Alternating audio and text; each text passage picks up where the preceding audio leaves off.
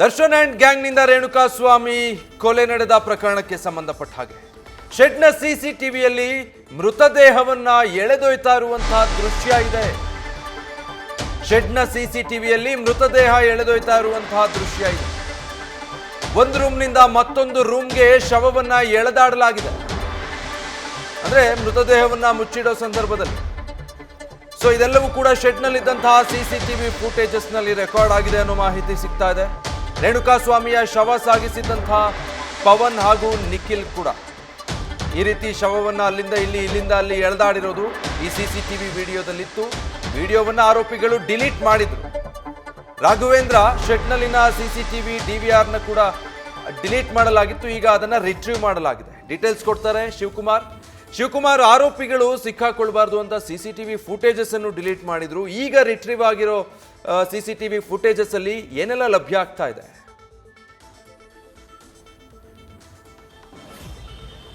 ವಿಜಯ್, ರೇಣುಕಾಸ್ವಾಮಿ ಹತ್ಯೆ ಪ್ರಕರಣಕ್ಕೆ ಸಂಬಂಧಪಟ್ಟಂತೆ ಸುಮಾರು 30ಕ್ಕೂ ಹೆಚ್ಚು ಸಿಸಿಟಿವಿ ಫುಟೇಜ್ಗಳ ಡಿವಿಆರ್ಗಳನ್ನ ಪೊಲೀಸರು ಸಂಗ್ರಹಣ ಮಾಡಿದ್ದಾರೆ. ಜೊತೆಗೆ ಅವುಗಳನ್ನ ರಿಟ್ರೀವ್ ಅನ್ನ ಮಾಡ್ತಿರುವಂತದ್ದು. ಪ್ರಮುಖವಾಗಿ ರೇಣುಕಾಸ್ವಾಮಿ ಹತ್ಯೆ ಆದಂತ ಆರ್ ನಗರದ ಪಟ್ಟಣಗೆರೆ ಶೆಡ್ ಏನಿದೆ, ಇಲ್ಲಿ ಪ್ರಮುಖವಾಗಿ ರೇಣುಕಾಸ್ವಾಮಿಯನ್ನ ಜೂನ್ 8ನೇ ತಾರೀಕು ಮಧ್ಯಾಹ್ನ 1:30 ಸುಮಾರಿಗೆ ಕರ್ಕೊಂಡು ಬರ್ತಾರೆ. ಸಂಜೆ 7 ಗಂಟೆವರೆಗೂ ಹಲ್ಲೆಯನ್ನ ಮಾಡಿ ಆತನನ್ನ ಹತ್ಯೆಯನ್ನ ಮಾಡ್ತಾರೆ.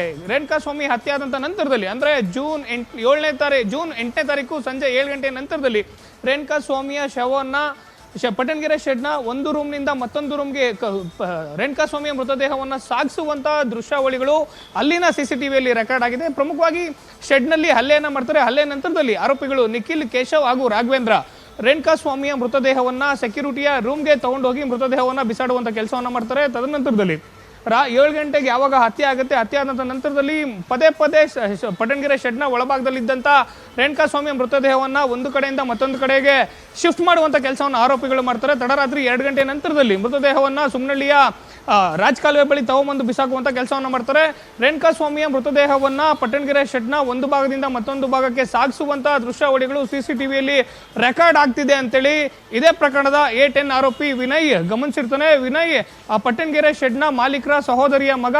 ಆತನ ಇನ್ಸ್ಟ್ರಕ್ಷನ್ ಮೇಲೆ ರಾಘವೇಂದ್ರ ರೇಣುಕಾಸ್ವಾಮಿಯನ್ನ ಚಿತ್ರದುರ್ಗದಿಂದ ಕಿಡ್ನಾಪ್ ಮಾಡಿಕೊಂಡು ಪಟ್ಟಣಗೆರೆ ಶೆಡ್ಗೆ ಬರ್ತಾನೆ. ಯಾವಾಗ ಸಿಸಿಟಿವಿ ಫುಟೇಜ್ ನಲ್ಲಿ ರೇಣುಕಾಸ್ವಾಮಿಯ ಮೃತದೇಹದ ಮೂವ್ಮೆಂಟ್ ರೆಕಾರ್ಡ್ ಆಗ್ತಿದೆ ಅಂತೇಳಿ ಗೊತ್ತಾಗ್ತಿದ್ದಂತೆ ಆರೋಪಿ ಪಟ್ಟಣಗೆರೆ ಶೆಡ್ನಲ್ಲಿನ ಸಿಸಿಟಿವಿ ಫುಟೇಜ್ ಅನ್ನ ಡಿಲೀಟ್ ಮಾಡುವಂತ ಕೆಲಸವನ್ನ ಮಾಡ್ತಾರೆ. ಸದ್ಯ ಆ ಡಿವಿಆರ್ ಅನ್ನ ಸೀಸ್ ಮಾಡ್ಕೊಂಡಿರುವಂತಹ ಪೊಲೀಸರು ಆರೋಪಿಗಳು ಡಿಲೀಟ್ ಮಾಡಿದಂತ ಸಿಸಿಟಿವಿ ಫುಟೇಜ್ ಅನ್ನ ರಿಟ್ರೀವ್ ಮಾಡಿಸಿರುವಂತದ್ದು. ಪ್ರಮುಖವಾಗಿ 3 ಸೆಕೆಂಡ್ನ ಒಂದು ವಿಡಿಯೋದಲ್ಲಿ ರೇಣುಕಾಸ್ವಾಮಿಯ ಮೃತದೇಹವನ್ನ ಸಾಗಿಸುವಂತಹ ದೃಶ್ಯಾವಳಿಗಳು ಸದ್ಯ ಪೊಲೀಸರ ಕೈಗೆ ಸಿಕ್ಕಿರುವಂತದ್ದು. ವಿಜಯ್, ನ್ಯೂಸ್ ಫಸ್ಟ್ ನಿರ್ಭೀತಿಯಿಂದ ನಿಮ್ಮ ಪರವಾಗಿ.